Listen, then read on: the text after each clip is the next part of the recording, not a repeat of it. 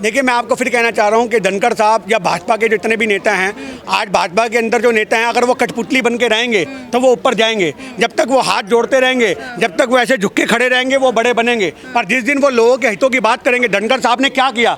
धनखड़ साहब की गलती इतनी रह गई कि उन्होंने लोकतंत्र की बात कर दी। धनखड़ साहब की गलती इतनी रह गई कि 1.5 साल चले किसान आंदोलन का उन्होंने समर्थन कर दिया। धनखड़ साहब की गलती इतनी रह गई कि उन्होंने ऑपरेशन सिंदूर पे विपक्ष को परमिशन दे दी। तो धनखड़ साहब की गलती सिर्फ ये थी कि वो विपक्ष के जो मुद्दे थे, बुनियादी मुद्दे जो देश के आधार थे, उन मुद्दों पे बोल रहे थे, और वो भाजपा को बर्दाश्त नहीं है। जिस देश का प्रधानमंत्री ओबीसी समाज से आता हो, उस देश में ओबीसी समाज को सम्मान, अधिकार और न्याय के लिए खड़े होना पड़ रहा है। देखिए, आप एक बात समझिए, आप इस बात को यहाँ से तोड़ लीजिए कि जो पुलिस की नौकरी करने यूपी में गोरखपुर में लड़कियाँ आई हैं, उनको पुलिस वाले कह रहे हैं कि हम डंडा कर देंगे। आप इस बात को समझो। 600 लड़कियों को पानी नहीं मिला, वो बाथरूम में रो रो के बोल रही है कैमरे लगे हैं, हमारे खाने को नहीं है, पीने को नहीं है। वो इतने बड़े बड़े इल्ज़ाम लगा रही हैं, वो रो रही हैं, वो बेटियां बोल रही हैं कि पुलिस वाले बोल रहे हैं कि 600 की 600 अगर शांत नहीं हुई तो तुम्हारे में डंडा करेंगे। आप इस बात को समझ रहे हो? ये सोच कहाँ जा रही है? मतलब बहन बेटियों की तुम डंडा करने की बात कर रहे हो, तो ये समझना पड़ेगा साहब कि हमारे देश के अंदर बहनों को दबाया जा रहा है, उनका शोषण किया जा रहा है। हमारे देश में चाहते ही नहीं है कि दलित पिछड़ा, उसमें कम से कम 400 से ज़्यादा ओबीसी समाज की बेटियां थी। तो उन्हीं की आवाज़ को मजबूत करने के लिए हम यहाँ पे खड़े हैं कि आखिर क्यों, अगर कोई पिछड़ा आगे जाएगा तो क्या तुम्हारे पेट में दर्द हो जाएगा, तुम्हें सांप सूंघ जाएगा? भाजपा चाहती नहीं है कि पिछड़े लोग आगे हैं, दलित आगे हैं। प्रधानमंत्री जी आज की डेट में ओबीसी समाज से दूर आते हैं, पर उन्होंने ओबीसी का कौन सा भला कर दिया? आप बात बताओ। सबका साथ सबका विकास की बात करने वाले लोग आज हमारे देश में लगातार सिर्फ व्यापारियों के लिए काम कर रहे हैं, बिजनेसमैन के लिए काम कर रहे हैं। जनता के लिए काम किया होता तो जनता सड़कों पर थोड़ी ना होती। तो ये समझना पड़ेगा बिहार के अंदर कितने सारे लोगों का शोषण हो रहा है। और सबसे बड़ी बात, आज दशरथ मांझी साहब का मकान बना रहे राहुल गांधी जी। आप देखो, निर्माण हो चुका है, किसी को पता नहीं लगा। आप समझो इस बात को। आज उनके ऊपर फिल्में तो बनती हैं, इतने समय से वहाँ पे सरकार है नीतीश बाबू की, क्या कभी सोचा मांझी साहब के लिए? तो ये समझना पड़ेगा, जननायक ही हैं वो जो ओबीसी पिछड़े और दलितों का भला कर सकते हैं। इसलिए जननायक के समर्थन में पूरे भारत को आना चाहिए। बीजेपी नहीं सोचती पिछड़ों के बारे में, इतने सारे लोगों को मकान दे दिया। आपको लगता है आप उस मकानों में जाके इंटरव्यू तो करो? मैं आपसे पूछता हूँ, जाओ 50,000 पे साइन करवा लिए गए कि तुम्हें मकान मिल गया। आज गरीब लोग थे, उनको भी मिला कि हाँ भैया कुछ तो आएगा, मकान आए ना, ईंटें आए ना, रोड़ी आए ना आए, कुछ तो ले लो, जो मिल रहा है वो ले लो। तो आप वही वाली बात है कि गरीबों का शोषण करा है, मकानों के नाम पे भ्रष्टाचार हुआ है, घोटाला हुआ है, गैस के नाम पे घोटाला हुआ है। भाजपा की ऐसी कोई भी नीति नहीं है जिसमें भ्रष्टाचार नहीं हुआ, जिसमें घोटाला नहीं हुआ। चाहे वो नोटबंदी हो, चाहे वो आपको मकान की हो, या वो गैस योजनाएं हो, इनकी योजनाएं सारी फेल हो चुकी हैं। उस योजना से देश का भला नहीं हुआ। बिहार में चुनाव के बहिष्कार की बात कही जा रही है कि जो विपक्ष है वो एक साथ आएगा, और अब अगर इस तरीके से जो वहाँ पे रिविजन जो चल रहा है, अगर ऐसे ही होता रहा, चुनाव आयोग इसी तरह काम करता रहा, तो चुनावों का बहिष्कार किया जाएगा। यही एकमात्र उपाय है। देखिए, चुनावों का बहिष्कार का मतलब आप समझो वो दर्द है, वो तेजस्वी बाबू का दर्द है, इस बात को कहते हुए कि अगर हम दलितों की बात कर रहे हैं, पिछड़ों की बात कर रहे हैं, तो तुम हमें आवाज़ नहीं उठाने दोगे, तो मत कराओ चुनाव। आज चुनाव आयोग से ये बात की जा रही है कि जो आज दलितों का, पिछड़ों का, मुसलमानों का वोट बैंक कांग्रेस के साथ है, उसके वोट काटे जा रहे हैं। आप समझो ये नया चुनाव का तरीका है कि अगर पता लग जाए कि इस मोहल्ले में 400 लोग हैं और 400 में से 250 लोग जो वो कांग्रेस समर्थक हैं और 150 बीजेपी वाले हैं, अगर वो 250 डालेंगे तो इस बूथ से तो कांग्रेस जीत गई। अब वो जो पूरी प्लानिंग हो रही है वो कैसे हो रही है उसको समझो कि 250 लोग हैं तो 100 लोगों का वोट काट दो। अब रह गए 150 और 150 लोग। अब 150 और 150 में 10-20 को धमका करके वोट डालने नहीं भेजेंगे, और उसके बाद भाजपा वाले 150 के 150 डाल देंगे, और अब कांग्रेस का पड़ेगा 120 वोट, और उस बूथ से जो है कांग्रेस हार गई, भाजपा जीत गई। यही तो पूरा का पूरा षड्यंत्र हो रहा है कि लोगों के वोट काट करके लोगों को हरवाने का तरीका किस प्रकार से सत्ता में लेके आया जाए। जहाँ पे कांग्रेस मजबूत है उस जगह लोगों के वोट ही काट दो, उनकी पर्चियाँ गैप कर दो, उनकी पर्चियाँ ही ना आए। इसी बात का तो दर्द है हमें। देश में इस वक्त मानसून सत्र चल रहा है संसद का, और उसके बाद यहाँ इस तरीके से अभी क्या जरूरत थी ओबीसी नेतृत्व को एकत्रित करने की? वहाँ से भी तो आवाज उठा सकते थे। हम तो फिर भी बात कर रहे हैं कम से कम ओबीसी की। आप कह रहे हो मानसून सत्र चल रहा है, हम तो फिर भी यहाँ सड़कों पे कम से कम जनता के हितों की आवाज़ उठा रहे हैं। आप उस प्रधानमंत्री साहब से पूछो जो विलायत में जा करके घूमते फिर रहे हैं, मौज काट रहे हैं, मौज।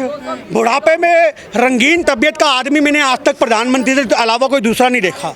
मतलब इतना रंगीन मिजाज का बंदा मैंने कभी नहीं देखा, जो हर जगह जाते हैं। आप एक अरे कोई सी डील नहीं हुई थी, 11 साल से विदेशी अपने यहाँ से 3 टप्पड़ उखाड़ के जा रहे हैं। ऐसा कौन सी यहाँ पे आ गई?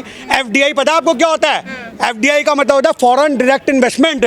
आज वो निवेश जो भारत के अंदर आकर के विदेशी कंपनियां करती हैं, आप पिछले 11 साल से ले लो, लगातार कंपनियां यहाँ से अपने टीन टप्पड़ उखाड़ के निकल रही हैं, क्योंकि उनको यहाँ पे व्यवस्था नहीं मिल रही, काम का उचित दाम नहीं मिल रहा, लोग नहीं मिल रहे हैं, उनको रेट नहीं मिल रहा, उनका नुकसान हो रहा है। ट्रंप ने मना कर दिया है कि भारत से हायरिंग मत करो। अरे वो तो बावला हो चुका है, ट्रंप की तो छोड़ दो उसको। जब से ट्रंप साहब को एक्चुअल में विश्व गुरु बनना है। अच्छा। ट्रंप साहब चाहते हैं कि मैं विश्व गुरु, रोज डेली इंडिया और पाकिस्तान, मतलब ट्रंप का वही साहब हो चुका है, वो दूसरा मोदी है।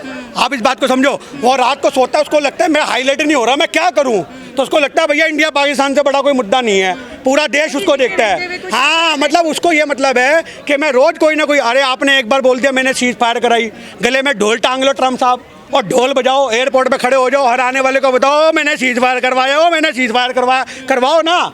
ये मजाक हो रहा है, इतना बड़ा राष्ट्रपति होकर के यार, हौदी एक बार हो गया, 2 बार हो गया, 4 बार हो गया, कभी कहते हो कि हमने एरोप्लेन वहाँ पे गिरे, कभी कहते हो ये हुआ, कभी, अरे जो भी हुआ वो हमें भी पता है, वो सरकार तो मानने को तैयार नहीं है ना। तुम्हारे बोलने के बाद भी ट्रंप को कहते हैं ये पागल हो गया। अब जब पहले ट्रंप होता रहा, नमस्ते ट्रंप होता रहा, जब से ट्रंप कह रहा है मैंने मोदी सरकार के खिलाफ, क्योंकि आज सरकार के खिलाफ जा रहे हैं उसकी सारे बयान, तो आज वही वाली बात है, मीडिया भी ट्रंप की बेइज्जती कर रही है, मजाक उड़ा रही है।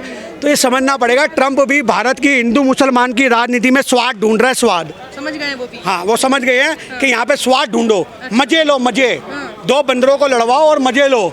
आज वहाँ के प्रधानमंत्री, यहाँ के नेता आपस में लड़ते हैं और ट्रंप मजे लेता है, मजे, उसको मजे लेने की आदत हो चुकी है और कुछ नहीं है। राणा जी गिरफ्तार होंगे कि नहीं होंगे? बिल्कुल नहीं होंगे, बिल्कुल नहीं होंगे। राणा अगर गिरफ्तार हो जाएगा तो आज अल्पसंख्यकों की आवाज़ मजबूत नहीं हो जाएगी। आपको समझ में आना चाहिए कि राणा जैसे लोग एक प्री प्लान्ड होते हैं, जिनको नेता सिर्फ वोट बैंक के लिए इस्तेमाल करते हैं, और बाद में इनके ऊपर ऐसी धाराएं लगती हैं एक ज़माने में कि इनकी साथ पुश्ते बैठ के सोचती हैं कि हम नेता बनने निकले थे, शायद गलत निकले थे। जब हक छीने जाएंगे लोगों के तो आवाज़ बुलंद की जाएगी। जब आदिवासियों के हक छीने जा रहे, दलितों के छीने जा रहे, पिछड़ों के छीने जा रहे, ओबीसी समाज के अंदर आने वाली विभिन्न जातियों को, सैकड़ों जातियों का हक छीना जा रहा है, और वो छीनने वाले कौन है? भाजपा वाले नेता हैं। आज जाति जनगणना की बात करते हैं पर उसके ऊपर काम नहीं होता। आज मोदी जी लगातार पहले तो कहते रहे कि हम जाति जनगणना नहीं कराएंगे, नहीं कराएंगे, नहीं कराएंगे। आप समझ रहे हो इस बात को? अनुराग ठाकुर ने इतनी बड़ी हुंकार भरी हम नहीं होने देंगे, पर आज फिर ऊंट पहाड़ के नीचे आया, और वो ऊंट को लाने वाला कौन था? वो नाम था जननायक श्री राहुल गांधी जी।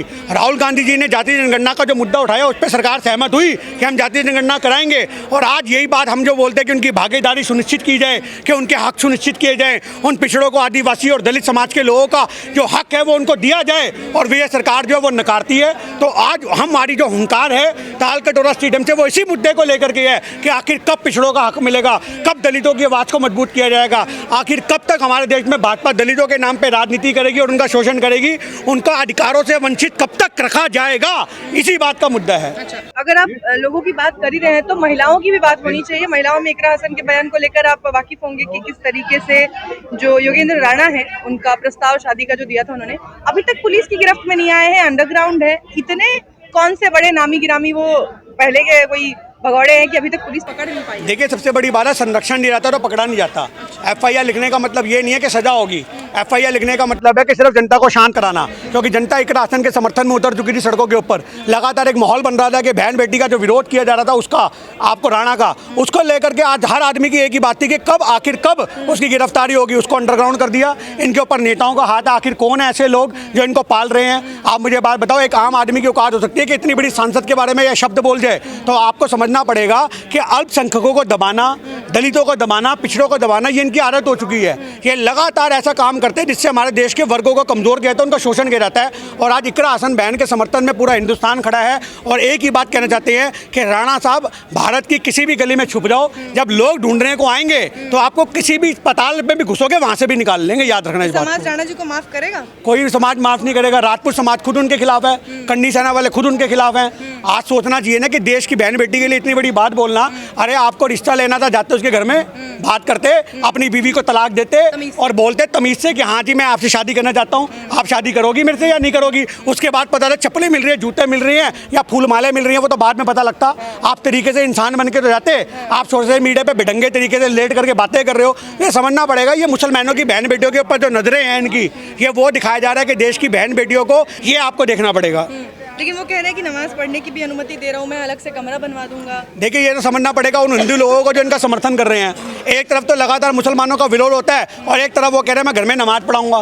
एक तरफ मस्जिदों के बाहर कूदते हैं, फानते हैं कि हम यहाँ पे मस्जिद नहीं बनने देंगे, मस्जिद पे बुलडोजर चलाओ। अपने घर को मस्जिद बनाने घूमता फिर रहा है राणा, उससे सवाल करो, उसके घर पे बुलडोजर चलाओ। कहाँ है वो हिंदूवादी अंधभक्त जो कहते हैं कि आज मुसलमानों की बात होगी तो ये होगा वो होगा। आज चलाओ जा करके बुलडोजर उसके घर पे, जो राणा बोल रहा है मैं अपने घर को मस्जिद बना दूंगा, क्योंकि नमाज तो मस्जिद में ही होगी ना। इतना बड़ा मुद्दा है, इस मुद्दे को संसद में उठाने की कोई कवायद है, कोई तैयारी है? देखिए इतने बड़े मुद्दे को संसद में इससे नहीं उठाया जाएगा क्योंकि बहन बेटी से जुड़ा हुआ मुद्दा है।